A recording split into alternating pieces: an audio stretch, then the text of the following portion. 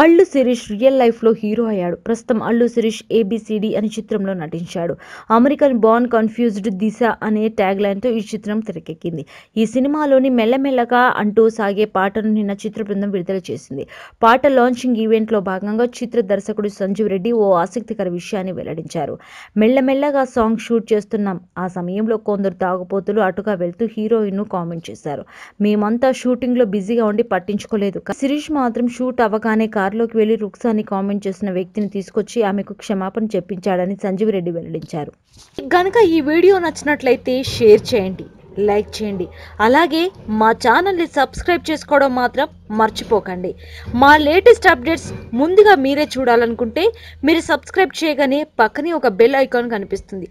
దాన్ని యాక్టివేట్ చేసుకుంటే మా లేటెస్ట్ అప్డేట్స్ అన్ని ముందుగా మీరు చూడొచ్చు. Thank you. Please subscribe to Public Talk TV. Please subscribe Public Talk TV. Please subscribe Public Talk TV. Please subscribe to Public Talk TV. Please subscribe Public Talk TV. Please subscribe to Public Talk TV. Please subscribe to Public Talk TV. Tell me pretty lies, look me in the face.